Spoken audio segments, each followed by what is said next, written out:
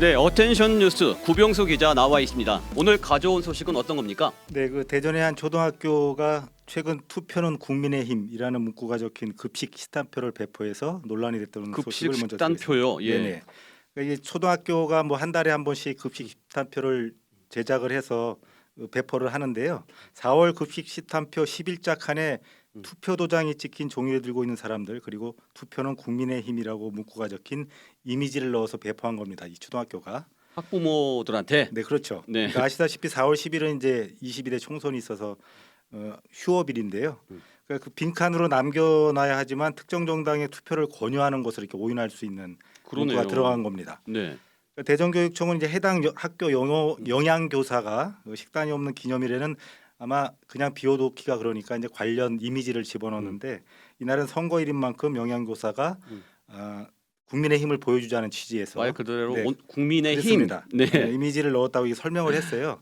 그래서 선거관리위원회하고 교육청 감사실에서 경위를 조사하고 뭐 특정 정당에게 투표하라는 의미는 아니라는 걸 이렇게 파악을 했습니다. 네. 그러니까 교육청은 어떻든 사과문을 발표하고 식단표를 다시 배포했고 지역 학교에 다시 한번 정치적 중립을 철저히 지키라는 공문을 보냈다고 합니다. 네네. 부표는 분명히 뭐 국민 주권을 지지하는 강력한 힘이죠. 뭐 네. 영양 교사가 특정 정당을 염두에 두고 그런 문구를 넣지 않았을 건 분명한 사실이고요. 네. 근데 지난달 29일 MBC가 날씨 소식을 전하면서 미세먼지 농도가 1까지 떨어졌다는 의미로 숫자 1을 파란색으로 맞아요. 표시를 해서 여당이 편파 선거 방송이라고 성토를 하는 게 기억을 하실 예, 겁니다. 맞아요.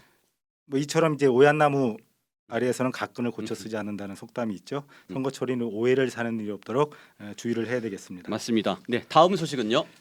백두산의 중국 이름이죠. 창바이산으로 백두산 창바이산이 유네스코 세계지질공원 목록에 올랐다는 소식입니다. 유네스코 집행위원회가 어제 백두산을 포함한 48개국 213곳을 세계지질공원에 등재를 했는데요. 네.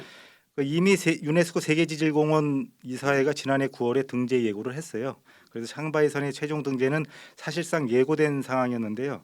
백두산은 4분의 1이 북한, 4분의 3이 중국의 땅에 해당되고요. 천지는 약 반 54.5%가 북한 지역입니다. 네. 이 때문에 북한도 2019년 천지 등을 세계지질공원으로 등재를 신청했지만 이사회 공고 대상에 오르지 못했습니다. 그랬군요. 그러니까 중국이 자국 영토를 뭐 유네스코 세계유산에 등재하는 것은 뭐라고 문제 삼을 수 없는 거죠. 네. 다만 이번 등재로 고구려 그리고 발해 등 우리 역사를 왜곡하는 동북 공정이 더 악화될 수 있다는 이렇게 우려를 낳고 있습니다. 네네. 백두산 호랑이도 이제 창바이산 호랑이라고 불러야 되는 건 아닌지 모르겠습니다. 좀 안타깝습니다. 네, 마지막 소식 전해주시죠.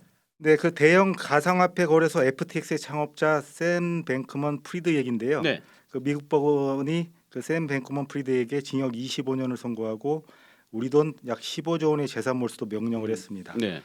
바하마 섬의 수백억짜리 렌트 펜트하우스에서 파티를 즐기던 30세 억만장자가 2년 만에 교도소로 가게 됐는데요. 네. 그 금수저의 명문 대학 출신인 뱅크먼 프리드는 알라메다 리서치라는 회사를 차렸어요.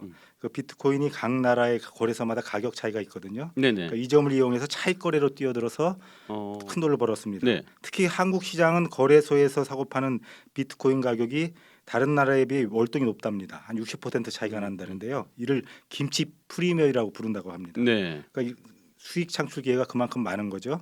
그러니까 코리아 디스카운트가 가상화폐 시장에서는 적용되지 않은 셈인데 이 같은 성공을 바탕으로 그가 바하마 그 본사를 둔 가상화폐 거래소 FTX를 만들었는데 세계 3위 네. 가상화폐 거래소까지 부상을 했지만 결국 가상화폐 폭락으로 고객 돈을 전부 윤칠해서 다른 데로 빼돌려 쓴 겁니다. 이것으로 결국 그 사치스러운 지출에 쓰고 결국 이런 일 때문에 이제 쇠고랑을 차게 됐는데요.